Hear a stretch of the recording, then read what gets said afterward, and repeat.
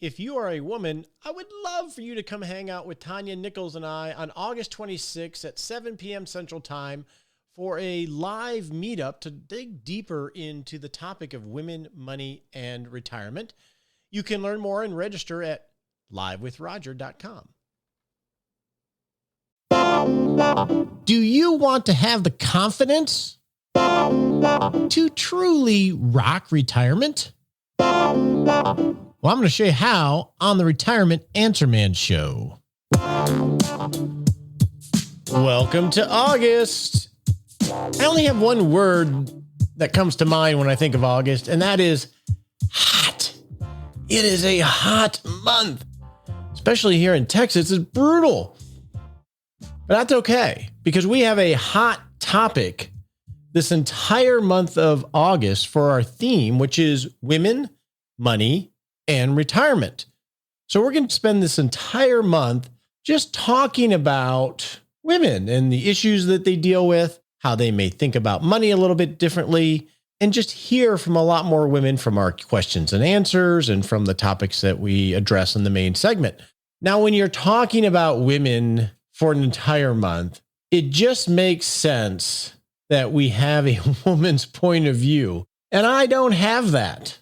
So we're going to have Tanya Nichols as a co-host for the entire month. You probably heard her on the show before. She's a great lady. We had a retreat down in Austin with both of our teams coming. So we got to hang out for a few days and do some work, which was just a blast. But Tanya Nichols is founder of Align Financial, which is a financial planning firm that works mainly with women. And she was recently voted by Investopedia as one of the top 100 financial advisors in America. So she's a pretty accomplished lady, and it just makes sense to have that woman's point of view. So let's bring Tanya on and get started with this really cool topic.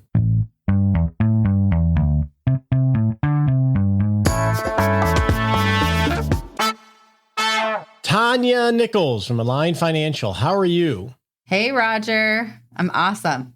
I really can't imagine doing a series where we're talking to women without you as my co-host for this month. It's very much an honor to be here as a co-host. Usually we're just doing listener questions only. So this is extra fun today. Yeah. I mean, we're talking with women, so it makes sense to have a woman present because you have a perspective that I can appreciate and maybe empathize with, but can't relate to directly, right? Right. So I figured we would start off with disclaimers, not the financial tax stuff disclaimer, but this is a subject, women and money and retirement planning. And I think it's a conversation that needs to be had. It can definitely be emotionally charged. And we are going to attempt to do it respectfully and not make too many generalizations because, and I think you said this when you and I first chatted about it. Well, there isn't just a homogeneous stereotype of a woman when it comes to retirement planning. Just like everybody, you're financial managers and there are people that don't do it. So I think we need to be sensitive that we're just going to highlight things that you and I have experienced in our practice, in our lives. And it doesn't necessarily apply to everybody, right? Because a lot of this stuff it's always about the individual. And this is going to come from like your observations. And how long have you been a financial planner, Tanya? Or in the industry? This is my 23rd year. 23rd. So this is going to come from your 23 years of walking life with women and my years walking life with women. And there's no scientific. We're not going to get into the statistical data of the percentage of women that live longer and all that other stuff. This is going to be more chill about that. And I think the last disclaimer that we should make, Tanya, and tell me I think you're in agreement with this. And this is the theme of the show. This is about you, whoever is listening, and to help you understand something and help you take a specific action to move forward in your life. So we're going to be micro here. We're not going to get into the macro issues and the whys of how things are. We're going to work on how do you create a great life and rock retirement. Make sense? Let's do it. All right. So the goal of this show, and Tanya, you actually articulated to me, if you had to say the objective of this show, this whole series, what do you think it is? Well, Roger and I were jamming on this and we thought, well, the industry all the leadership, all the companies, the marketing departments, the finance departments, the C-suites, many of them are dominated by the male perspective. And that's not bad or good. Let's just say that it is. And so most of the messaging and everything is from that lens. And maybe we're not as represented in that space as women. So we just thought, wouldn't it be fun to just have a show that just answers women's questions and just talks to the women? So that's what we're going to do. We're going to have a little fun talking to the women from the lens of people who work with a lot of women and their money. Yeah, and talking with them about issues. I was thinking about this, and the last survey we did of people that listen, 70% were men. And so it's easy. The majority of questions that I get, I'm saying he or him. Not all the time, but I do. And then, I remember back in grade school, we learned if you don't know, you automatically refer to the male sex, right? The he or him, if you don't know who it is. And some of this is just embedded in stuff. So I think this makes total sense. We're just going to chat with women. I say ladies a lot. I want to make sure that I like that. It's just a natural word, but we're just going to say women. And so we're just going to chat. But I do want to highlight some things that are a little bit more unique in our experience anyway with women. So if this relates to you, understand you're not alone in dealing with this. And we want to maybe give a couple ideas of how to navigate this so you can, rock retirement. And then if you're a man, if you're one of the 70% currently, and maybe we'll change that percentage, it's important that you are aware of this stuff and how it potentially could impact women very subtly. And so let's do that. So these are 3 things that Tanya and I have found that women deal with a little bit more than men, and then some power moves of how to deal with it. You ready, Tanya? Ready. Number 1 is the knowledge of financial planning, investments, and retirement planning.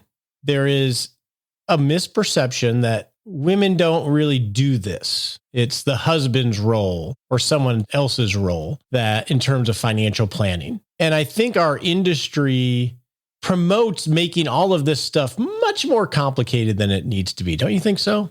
Certainly. And you had a good analogy of this is something that anybody can do. And if you feel like, wow, I didn't really study that, or I never did that in my household or for myself, that doesn't mean you can't. Right. I like to think of it like how much time I've spent entering my food into MyFitnessPal. We're not affiliated with MyFitnessPal, but over the years, I've done little food projects, and I spent all this time like figuring out my protein and my fat and my carbs and and reading books about finance. I just finished 2 books on kids, one on raising a teenage girl and one on raising teenage boys. So like there's these topics that I'm interested in that I need to learn more about in order to get better at. And money is the same kind of thing. It's like food, diet, nutrition, parenting, relationships. It's just another thing to push into. But I think a lot of us, or some people, women and men included, and maybe women more so, are of the opinion that we don't need to learn about it because it's either taken care of, or it's too big, or it's too complicated, or it's too whatever. And so our power move number 1 is women can do money. And so let's just do some money. Let's just do it together. No big deal. Yeah. I think, I always think of food, and that's a good analogy of this stuff isn't rocket science. And we try to go into Geekville every now and then on the show for sure, but this stuff is logical. It's really more about project management than it is understanding the nuances of the recent economic data or any of that other BS. So number 1, you can do this. And, obviously the fact that you're listening to the show, you're already building that knowledge base. So you're farther along than you think. Number 2 of the thing that we have observed women dealing with more than men in our practices is this concept of sacrificing your life for everybody else in your life. Yeah, this is a big one where I think we see people who make decisions to serve and sacrifice their financial situation for someone else's needs. Like the kid's car breaks down, or they need another semester of college paid for that wasn't planned, or whatever it is. And they think, well, this is my role. This is my identity. And who I am is serving them, which, men and women both share that role. And I know for myself, that's certainly been one. So anyways, the bottom line is that at the expense of the thing that is important to you? So that's where you want to pay attention to is, are you putting yourself first too? I think of my mom. So I grew up in a single family household. So I had my mother, she got divorced when I was 3. My dad is totally out of the picture. We lived at my grandparents' house for a while because she didn't have a job. She was raising kids. And suddenly she's forced into single motherhood. And I had 2 older sisters.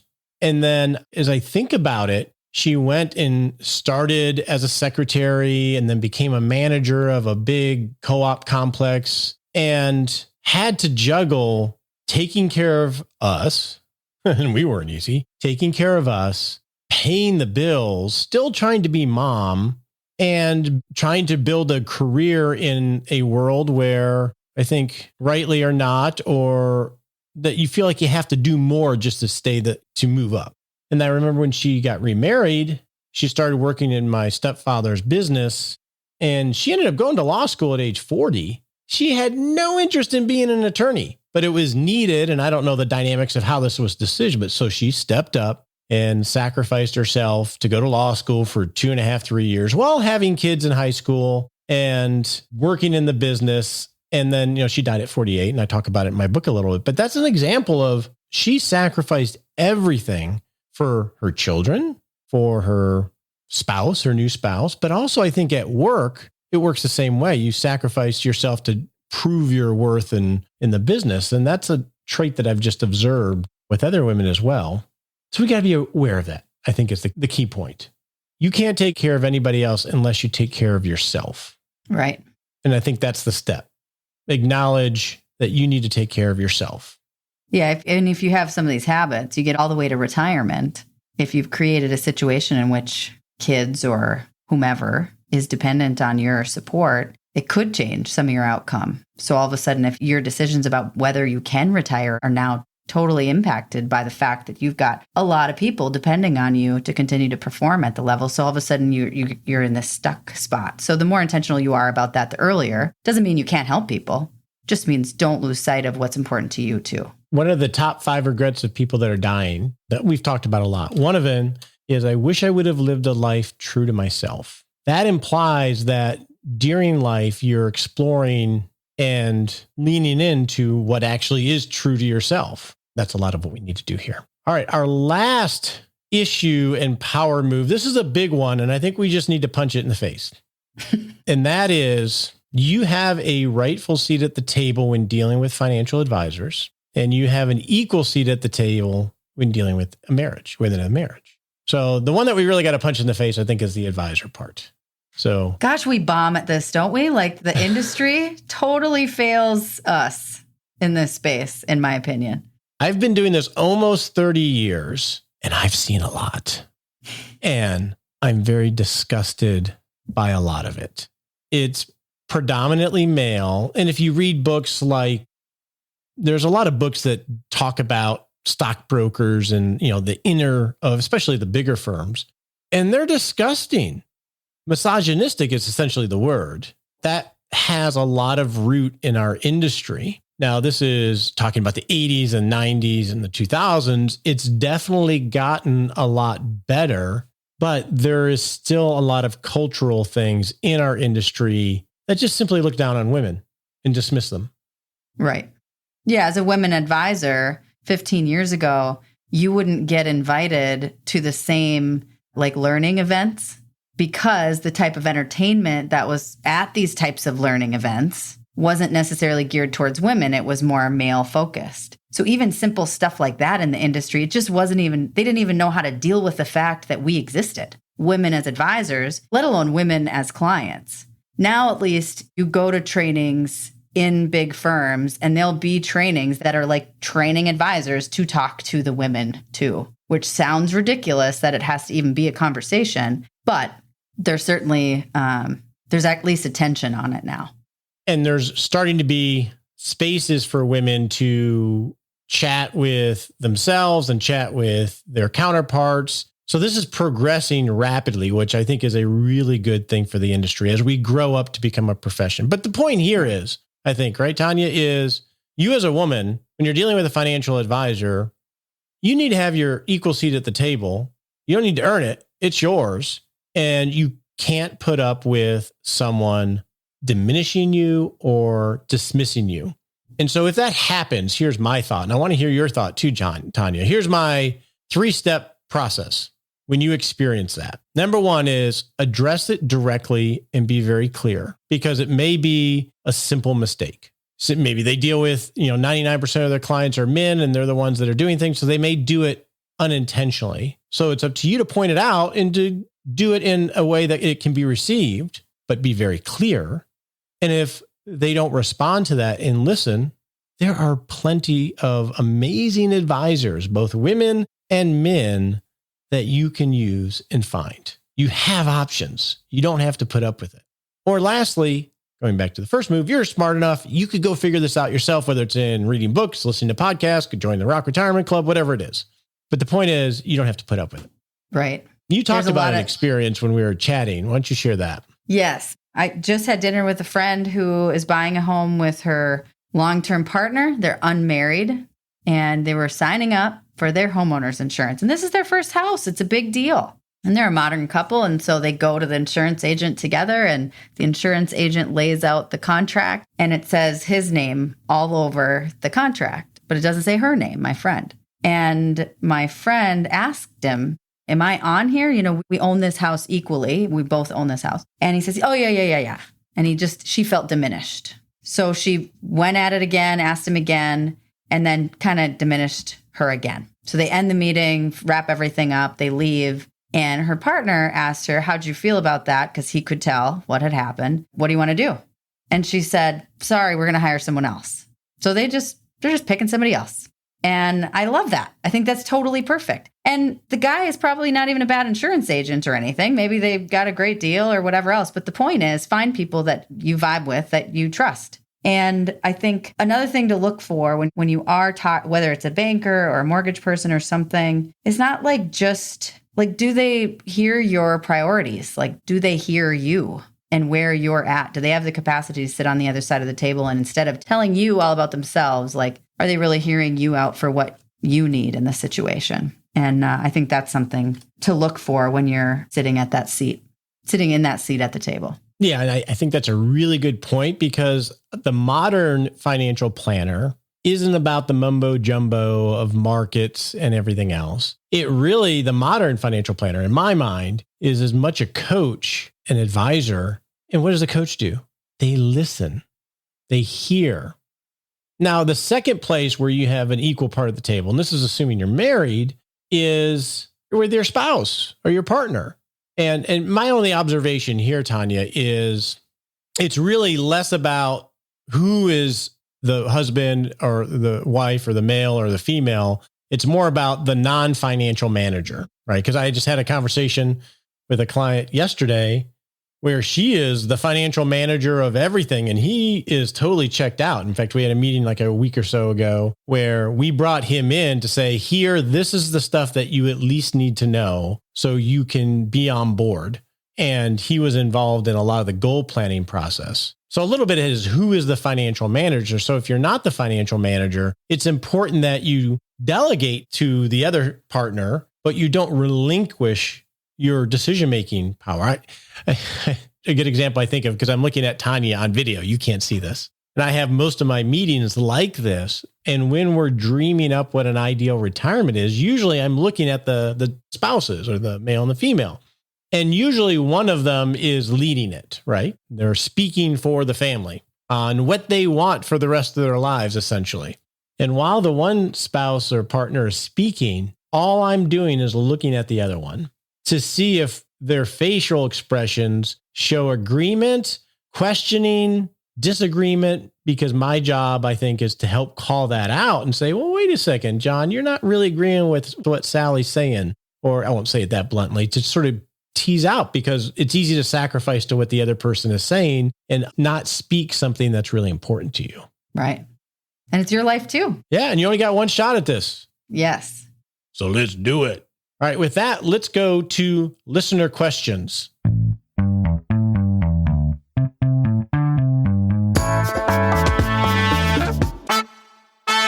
So now this is one of my favorite parts of the show, Tanya. We're going to answer questions from women. Our first question comes from Ellen on how do bonds work?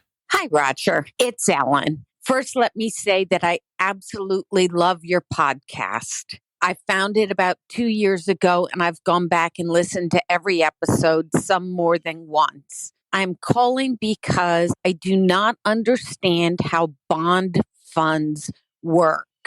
I understand how bonds work, but not how bond funds work. And due to how my retirement systems are set up with my employment, I have money in a bond fund and would like to have a better understanding of it.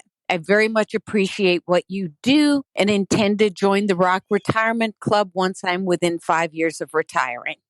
So I actually said that wrong, Tanya. It's really about how do bond funds work. So Ellen has some bond funds in her 401k. Give me the dynamics of how a bond fund works. So a bond fund is a basket of bonds.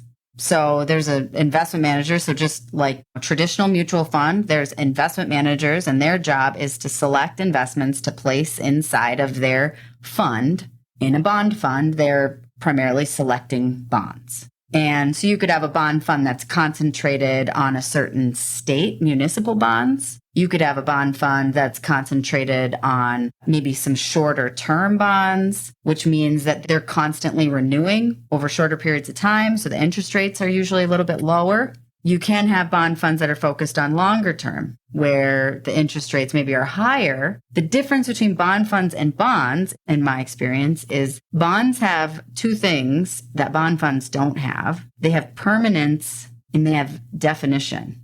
And so permanence and definition means that if you go buy a bond, it's a contract. If you buy a 5-year bond, they're going to pay you 3% interest every year for 5 years. And at the end of 5 years, you get your money back, assuming the company or the organization still exists.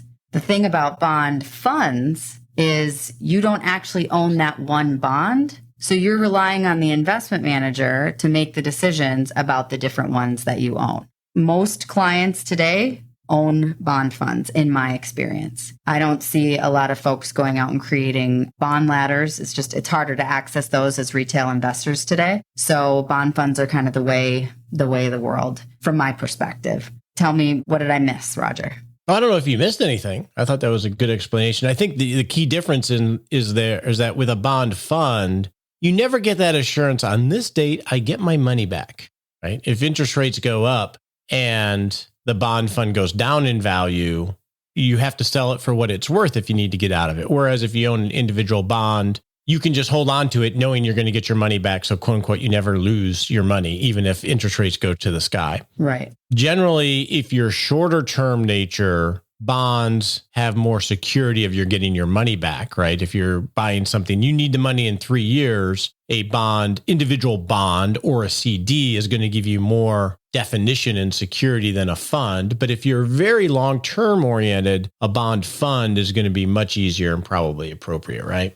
So there you go, Ellen. That is what a bond fund does. Now, Lynn, I'm going to read this, Tanya, and there's a couple of different questions in here, so I'll ask you one at a time. This is from Lynn. Lynn says, hey, Roger, I'll retire this fall at age 62. I am single. I have no children, almost no social life after moving 3,000 miles away to take care of my father. I have a rental home that is worth about $185,000 that generates about $1,200 a month in income. I own a condo nearby, which her dad lives in. He's 93 years old, and she's not charging him rent, and she owns her own home. She has no debt, about $1.2 million in 401k, and about $100,000 in money market. And she's going to take Social Security at age 70. So she'll have an 8-year window where she'll have no income from Social Security anyway. My concern is almost all of my quote unquote cash is in my 401k. So let's start there. And she asks, do I sell my rental home to build up cash reserve, or do I convert my 401k to a Roth? How do I withdraw my 401k and not get hammered by taxes? That's a big question. Well, my initial thought is, and Lynn asked a few other questions that I think we'll get into. What I think is that this is generally, Lynn, how we usually start with the problem. We think of all these different things that we have to take in consideration. Do I do this? Do I do that? And a big mantra of agile retirement management of this show is we want to make sure we think of things through things in an organized way. But we always start with, what about this? What about that? What about this? Should I do this? That's usually how we start. And that's good. But then we want to organize things so we can take little baby steps. And so I think that's the first observation, Lynn. I think you want to define the project so you can start at the beginning rather than jumping to initial decision points. So that's my first thought, Tanya. What about you? That's exactly what I thought is, what are we solving for? If you're solving for how to not pay taxes on the 401k, I don't know that selling the rental is necessarily the first solution, because the rental probably is going to be pretty taxable too, because if it's been a rental for a long time, you have to recapture all that depreciation that you've taken. So that can be a really big tax hit. And that could be really expensive. And on that rental property, she's getting, assuming it's net, she's getting $14,400 a year. It's worth $185,000. That's almost 8% a year. Right. Just on income. So it's not a terrible, terrible deal to just keep the rental and continue to build up cash. But she's got a lot of cash already. I like that she's thinking about deferring, but we also, I think depending on how much money she makes right now, that would also tell a lot about which strategy might make more sense. If she's trying to avoid income tax. Well, you won't avoid it first. My first thought is maybe you wait till 72 to take anything. I know everybody is crazy about Roth conversions. Oh, sorry. Yeah. I think that's the thing that she needs to do first is, Lynn, okay, you're going to retire at 62. I'm not sure how old you are now. Is to start at the beginning and map out how much your life is going to cost once you retire. And then you'll be able to back into how much you'll need to start taking out of your 401k to supply that life, right? So that's the first thing I would do, because then you basically want to build this long cash flow model. Mm-hmm. And then you can start to have a framework for figuring out, well, maybe I take out more this year and less this year, and then start to create what if scenarios. And that's one reason why I think you need to go through it logically. Yeah. And I was just thinking she's retiring in the fall when she turns 62. So one thought might be, well, even if you don't need income now, rather than deferring till 72, one argument can be you will not, I don't think there's a pension there. So if all she has is rental income, maybe you do start drawing a little bit each year out of the traditional IRA. If you don't need it, you could convert it, or you just start building up that's your income. That's where it comes from. So just start drawing from it and pay the taxes on it. You're probably going to be in a pretty low tax bracket if all you have is your rental income and you're retiring. But you'd want to probably do as much of that as you can before you start Social Security and hit to required minimum distribution age. But it's all based on what are you solving for? Yeah.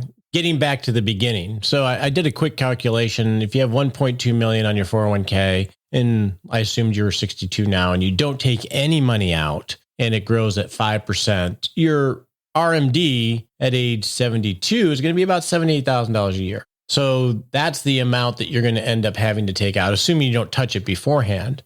But I think if you can start and build out what do you need to draw from it now, then you can manage your tax brackets. But you're definitely not going to avoid it. You're going to end up paying taxes. It's really just a matter of timing. And I think even if you did do the Roth conversion, and correct me if I'm wrong on this, the 5-year window starts, even though she's over 59 and a half, you still have to wait 5 years to distribute from it. Is that right? Yeah.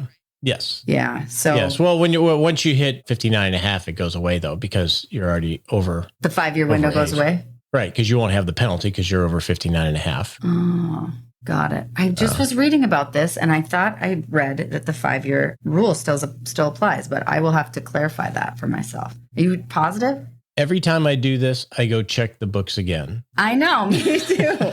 Well, we'll have 10 listeners will send us an email. I'll be told if I'm wrong on this. Yeah. So maybe we'll clean that one up. All right. So I want to go to the second part of Lynn's question, which is, should I take on the responsibility for supporting her dad when he passes? He's 93 years old. He's begging her, she says, not to put him in a nursing home. That is both a quantitative decision, isn't it, Tanya? And a qualitative decision. Right. It's not just numbers.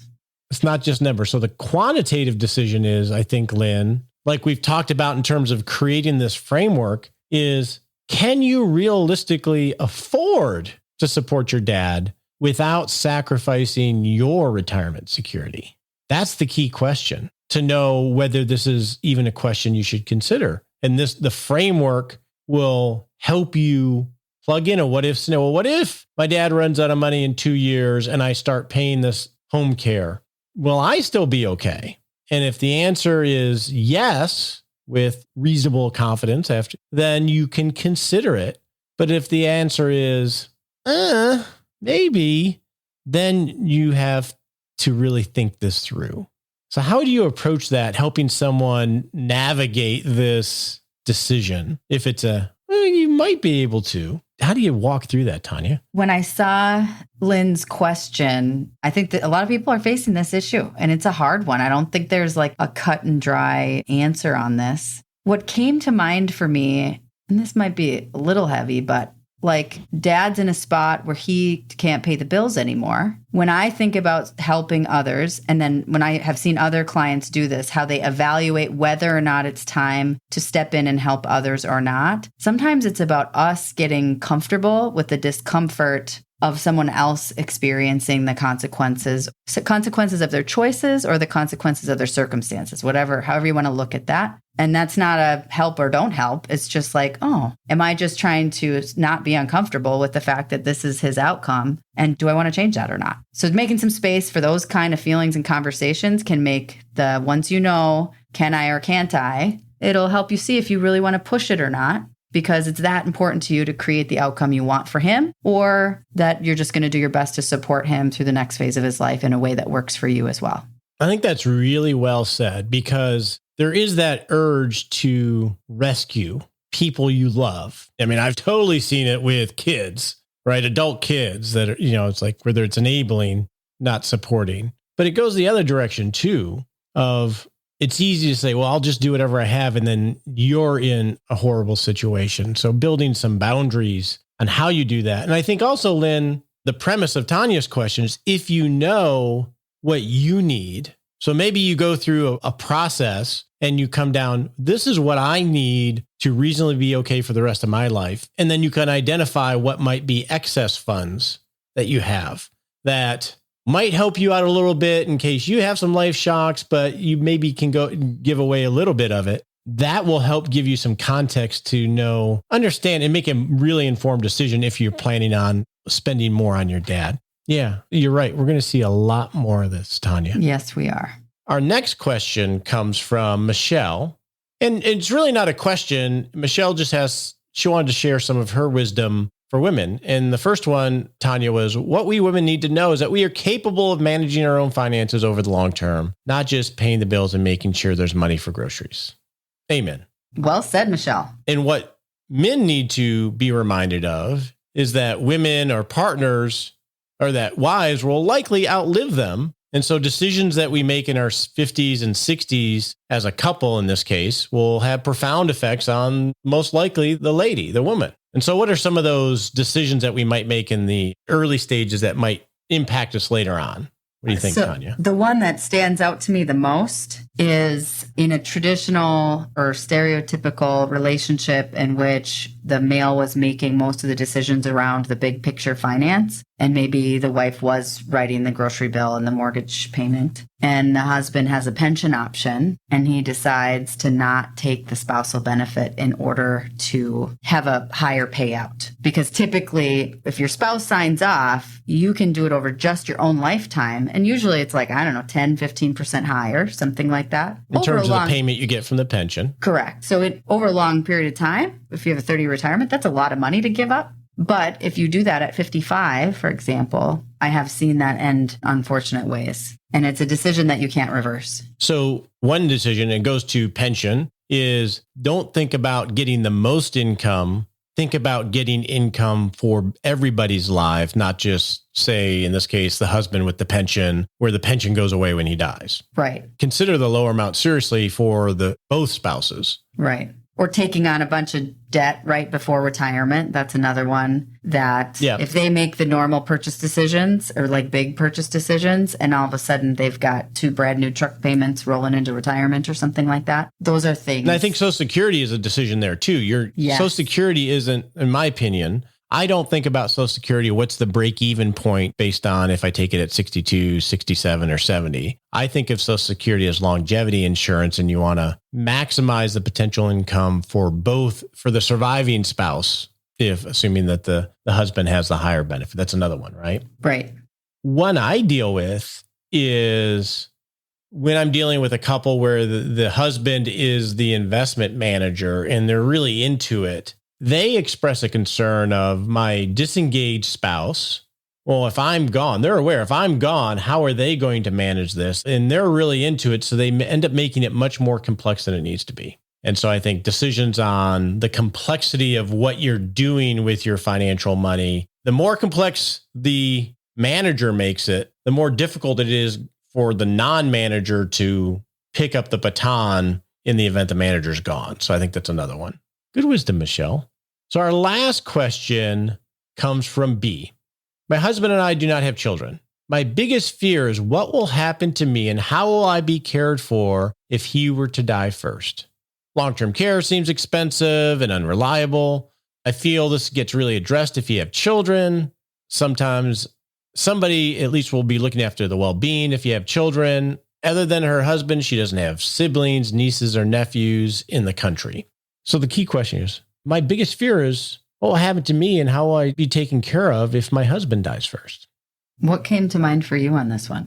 Well, it sounds like in this situation, the husband does everything investment-wise. So I think number one is knowledge is power, starting to understand things at whatever level you're comfortable with. You don't have to get into the details. Start to simplify things. The other things I put down was nurture a support structure. It's very often as you get older that all of your friends move away or die. So when I think of nurturing a support structure, what I think of is making friends and building relationships downstream age-wise.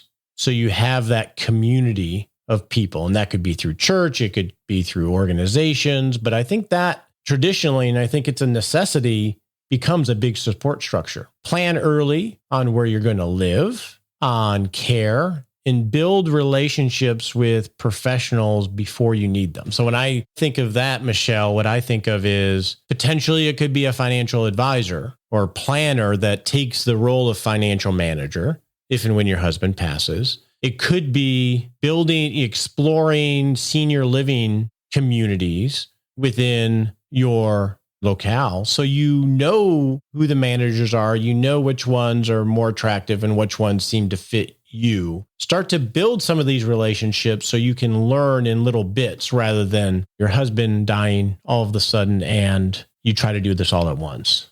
That's what came to mind.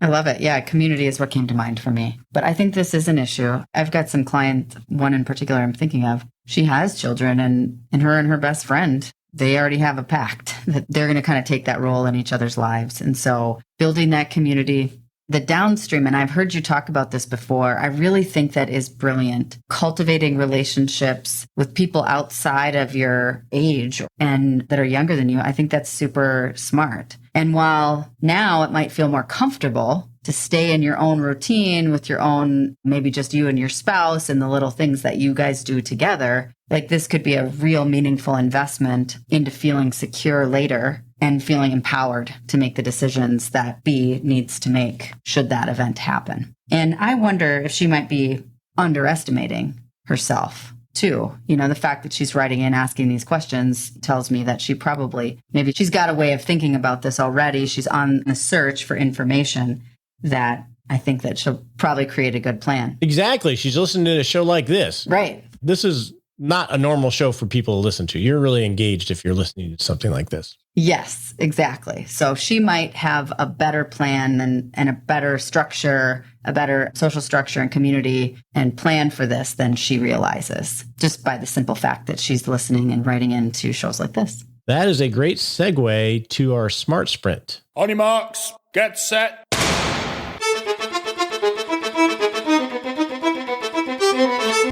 And we're off. This is a little baby step we can take in the next 7 days to not just rock retirement, but rock life. So in the next 7 days, what I challenge you to do is to claim your seat at the table and just acknowledge it. The phrase that comes to mind, Tanya, is just own your awesomeness. I like that phrase. Own the fact that you can do finance if you're not comfortable with it. You can do retirement planning if you're not comfortable with it. You don't have to put up with an advisor or anybody that doesn't acknowledge you as an equal partner at the table. Just own your awesomeness. And a lot of this is dealing with the external forces, and a lot of this is in head trash built off of whatever. So just own it. Tanya, how did you come to own your awesomeness? You dropped these questions on me, Roger. These are deep thoughts. How do I own my awesomeness? Well, let's just say I'm a work in progress. Me too.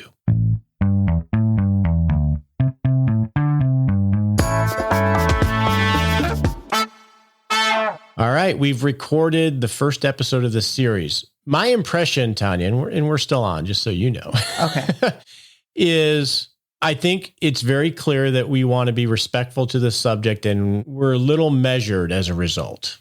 Okay, I agree. Do you feel that? Yeah, I feel like it was very long. The power moves thing, I think, was very long. Yes, it was very long. I think it's because we were making lots of qualifications, so we weren't generalizing. And I think that's okay. I think we'll find our rhythm on this. But I think everybody listening hopefully understands why we're doing it. And hopefully it didn't take away from the core messages that we're thinking through, because this is just our perspective. We'd love to hear yours too. And you can do that at rogerwhitney.com/Ask Roger. Tanya and I will hang out with you next week.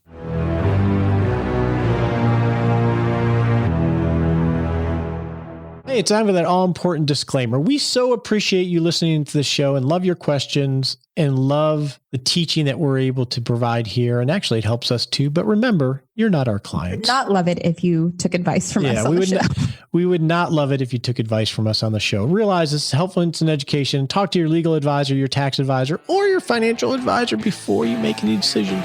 We appreciate you joining us today for this episode of Retirement Answer Man. Be sure to visit rogerwhitney.com/answers to access the Retirement Answer Library with over 30 checklists to help you make the most of the only life you have. Remember, you have more power than you realize to create an amazing life starting today with Retirement Answer Man.